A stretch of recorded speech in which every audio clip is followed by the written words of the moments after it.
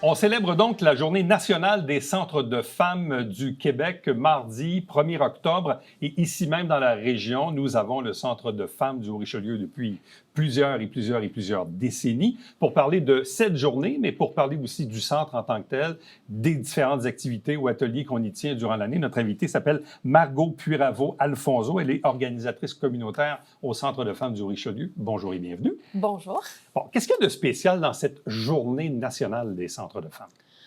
Bon, c'est une journée qui, comme vous dites, avec les centres de femmes, existe depuis plusieurs décennies maintenant et qui a vraiment pour but essentiel de faire connaître les centres de femmes parce qu'on est une bonne centaine au Québec. Oui, on vrai. est très nombreuses. Et en entrant dans le milieu moi-même, j'ai découvert que c'était pas très connu.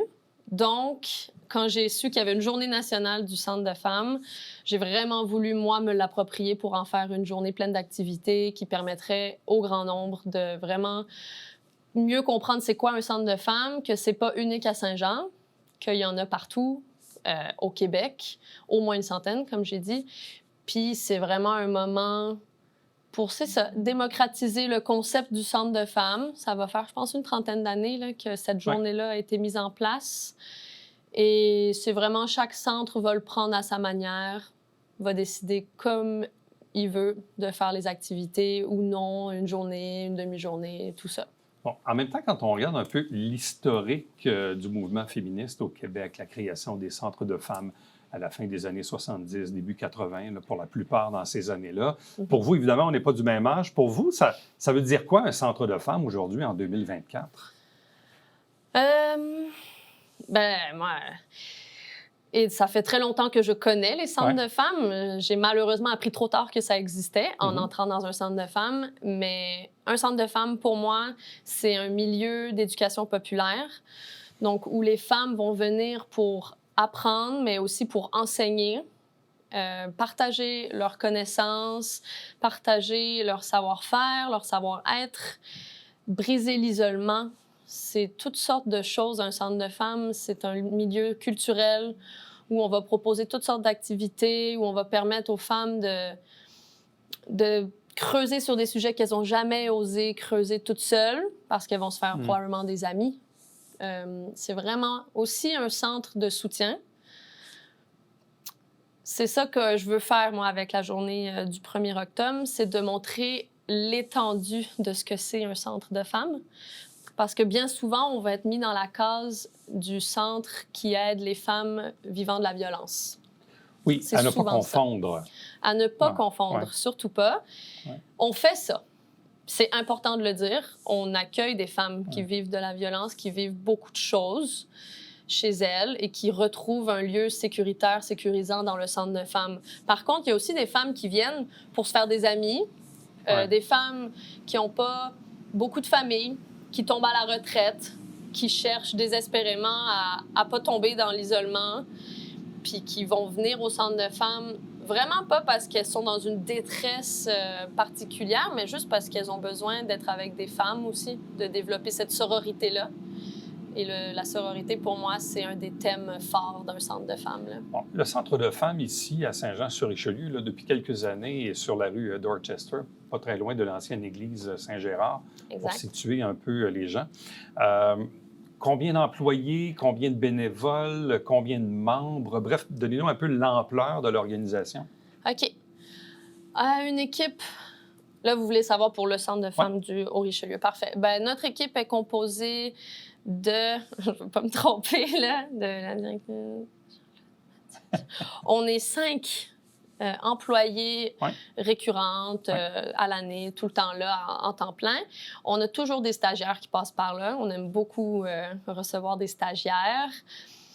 En termes de bénévolat, ça varie énormément selon l'engagement du moment. C'est ce qui est beau dans les centres de femmes, c'est que c'est pas très stable et continuel et une belle ligne droite. Il y a des périodes où il va y avoir énormément de mobilisation, énormément de bénévoles qui vont s'impliquer. Tout dépendamment des moments de l'année. Tout dépendant des moments de l'année. On a nos bénévoles récurrentes de plusieurs années qui viennent faire l'accueil avec nous, donc qui nous déchargent beaucoup de travail à l'accueil en répondant au téléphone, en accueillant les femmes dans le centre. Moi, j'essaie de développer beaucoup le bénévolat parce que c'est mon volet. En ce moment, on essaye de créer du bénévolat qui va permettre à des femmes de la diversité de plus s'impliquer dans le centre. Donc, des bénévoles bilingues qui pourraient accompagner des femmes immigrantes, par exemple, qui ne parlent pas la langue. Donc, vous voyez, les volets de bénévolat vont vraiment bouger. Il y a des années où ça a été très fort, il y a des années où ça a été moins fort. Moi, j'essaie de le remettre vraiment plus fort en ce moment parce qu'il y a énormément de femmes qui ont beaucoup à offrir, comme j'ai dit, qui ont énormément de connaissances. Je vais les chercher quand je les entends parler, je leur propose, je leur dis est-ce que ça pourrait vous intéresser, ça, peut-être? Vous êtes bonne. J'ai rencontré une femme qui est super bonne en mécano. Et là, elle va animer un atelier de mécano dans la grande cour. Ouais. Toutes les femmes participantes vont apporter leur voiture, on va ouvrir le capot et on va se faire enseigner les fondamentaux. Je trouve ça très intéressant et très brillant de faire ça parce que, tu sais, encore, des fois, on me raconte des histoires d'horreur un peu. Ma propre fille, là, qui a eu des ennuis mécaniques, puis des fois, tu arrives au garage, tu te fais dire quelque chose, puis là, tu te dis, ah oui, bon, OK, ça coûte combien? On n'est pas à même de trop vérifier, mais... Exact. Et puis, la femme va souvent se faire dire un peu plus n'importe quoi, se faire charger un peu plus. On va même se faire dire que notre voiture, c'est probablement même pas notre voiture. Est-ce qu'on vient pour quelqu'un d'autre? On se fait complètement invalider sur ces aspects-là. Donc, moi, je trouve ça tellement fort de faire venir une bénévole qui est forte en mécano, qui, elle, a fait des road trips avec sa vanne. Quand ça tombe en panne, c'est elle qui la répare, la vanne. Très bon. Puis je trouve ça tellement fort. Donc, vraiment, c'est ça, l'éducation populaire. C'est vraiment les femmes pour les femmes, par les femmes. Et en ce moment, c'est là-dessus qu'on travaille pour le bénévolat.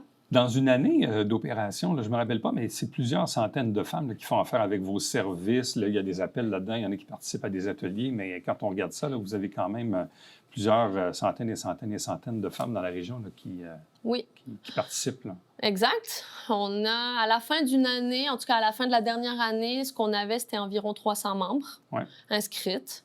En ce moment, on est en train de se développer pour aller chercher plus loin, pour ratisser plus large. Et on réfléchit beaucoup à justement, notre manière de comptabiliser ces femmes-là qu'on va chercher. Est-ce que ça peut être seulement que des femmes qui mettent le pied dans le centre ou est-ce qu'on peut aller les chercher différemment? Voyez-vous, vous faites de la télé. Nous, on est en train d'ouvrir une chaîne YouTube où on va faire des vidéos mensuelles dans lesquelles il va y avoir de l'éducation populaire.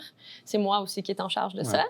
Et on se dit que chaque visionnement sera autant valable qu'une femme qui a pris son abonnement au centre. Si on peut toucher une femme à travers notre chaîne YouTube qui est à Chibougamau, elle va rentrer quand même dans notre cadre, puis on sera très fiers de l'avoir atteinte. Parce que je me rappelle, il y a quelques années aussi, il y avait un souhait d'élargir...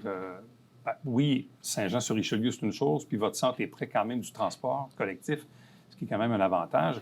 Mais on voulait aussi s'ouvrir aux femmes ailleurs, dans le Haut-Richelieu, là, Saint-Paul, Venise, La Colle, bref.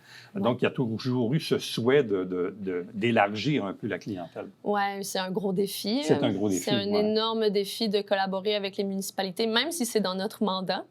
On fait des cafés-rencontres à Venise en Québec, au Mont-Saint-Grégoire. On réussit à sortir un petit peu du Saint-Jean central, mais c'est très difficile. La mobilité n'est pas toujours là. L'envie de se déplacer n'est pas toujours là. Donc, de proposer des activités qui nécessitent moins d'engagement au niveau déplacement, je pense que ça va vraiment faire changer les choses. Proposer des activités hybrides aussi, qui seraient filmées.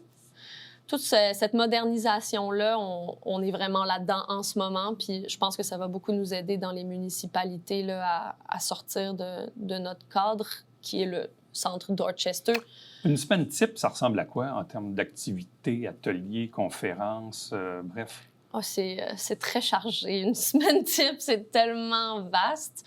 Déjà, il y a beaucoup d'activités dans la grande salle principale. On va avoir des conférences, on va avoir des ateliers comme l'atelier de mécano dont j'ai parlé un peu plus tôt. On va organiser de la cuisine. On a tout un pamphlet, un volet sécurité alimentaire. Où on va faire des menus partage. La semaine passée, on est allé récolter à plusieurs endroits des fines herbes qui allaient être abandonnées et fanées. On en a fait des bouquets, on a décoré tout le centre avec ça.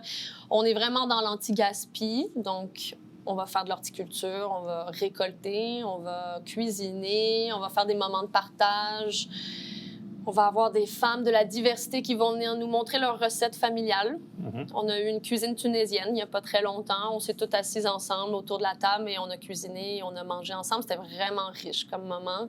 Il va y avoir beaucoup d'interventions en parallèle de tout ça. Donc, nos deux intervenantes vont fréquemment rencontrer les femmes en privé pour parler.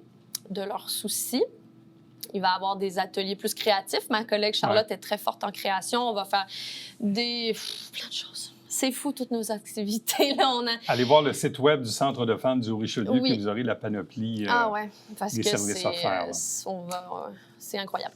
En ce mardi 1er octobre, donc Journée nationale des centres de femmes au Québec, mais dont celui-ci qui est ici même basé à Saint-Jean-sur-Richelieu. Donc, un gros merci à vous. Ouais. Bonne continuité, bonne chance, belle journée nationale, puis bonne continuité parce que donc on invite les femmes à regarder ce que c'est, puis peut-être à avoir la curiosité d'aller faire un tour. Tout Merci à fait. beaucoup.